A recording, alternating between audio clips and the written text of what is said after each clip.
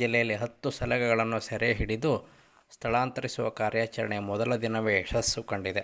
ಶನಿವಾರ ಅಭಿಮನ್ಯು ನೇತೃತ್ವದ ಸಾಕಾನೆಗಳ ತಂಡದೊಂದಿಗೆ ಅರಣ್ಯ ಇಲಾಖೆ ಸಿಬ್ಬಂದಿ ಕಾಡಾನೆಯೊಂದನ್ನು ಸೆರೆ ಹಿಡಿದಿದ್ದು, ಆಪರೇಷನ್ ಶುರುವಾದ 4 ಗಂಟೆಗಳಲ್ಲಿ ಮೊದಲ ಯಶಸ್ಸು ಕಂಡರು.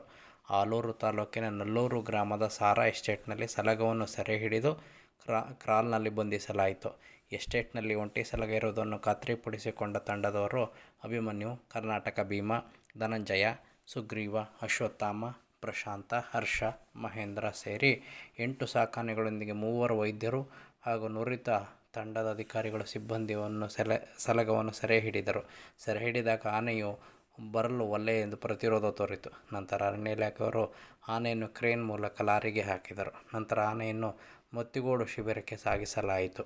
ಈ ಮೊದಲು ನವೆಂಬರ್ 14ರಿಂದ ಪುಂಡಾನೆ ಸೆರೆ ಹಾಗೂ ರೇಡಿಯೋ ಕಾಲರ್ ಅಳವಡಿಕೆ ಕಾರ್ಯಾಚರಣೆ ಆರಂಭವಾಗಿತ್ತು. ಆದರೆ ಡಿಸೆಂಬರ್ 4ರಂದು ಕ್ಯಾಪ್ಟನ್ ಅರ್ಜುನ ಕಾಡಾನೆಯೊಂದಿಗೆ ಕಾದಾಡಿ ವೀರ ಮರಣವನ್ನು ಹೊಂದಿದ ಕಾರಣ ಕಾರ್ಯಾಚರಣೆಯನ್ನು ಸ್ಥಗಿತಗೊಳಿಸಲಾಗಿತ್ತು. ಅದಾದ ಬಳಿಕ 2 ತಿಂಗಳ ನಂತರ ಮತ್ತೆ ಕಾರ್ಯಾಚರಣೆ ಆರಂಭವಾಗಿದ್ದು, ಸತತ 1 ತಿಂಗಳ ಕಾಲ ಕಾರ್ಯಾಚರಣೆ ನಡೆಯಲಿದೆ. ಸೆರೆ ಹಿಡಿದಿರುವ ಕಾಡಾನೆಯನ್ನು ಹುಣಸೂರು ಸಮೀಪದ ಮತ್ತಿಗೋಡು ಶಿಬಿರಕ್ಕೆ ಸಾಗಿಸಲಾಗಿದ್ದು, ಅವುಗಳೊಂದಿಗೆ ತಂಡವು ತೆರಳಿದೆ. ತಂಡವು ಮತ್ತೆ ವಾಪಸ್ಸಾದ ನಂತರ ಕಾರ್ಯಾಚರಣೆಯ ರೂಪುರೇಷೆಯನ್ನು ನಿಗದಿ ಮಾಡಲಾಗುವುದು ಎಂದು ಅರಣ್ಯ ಇಲಾಖೆ ಮೂಲಗಳು ತಿಳಿಸಿವೆ.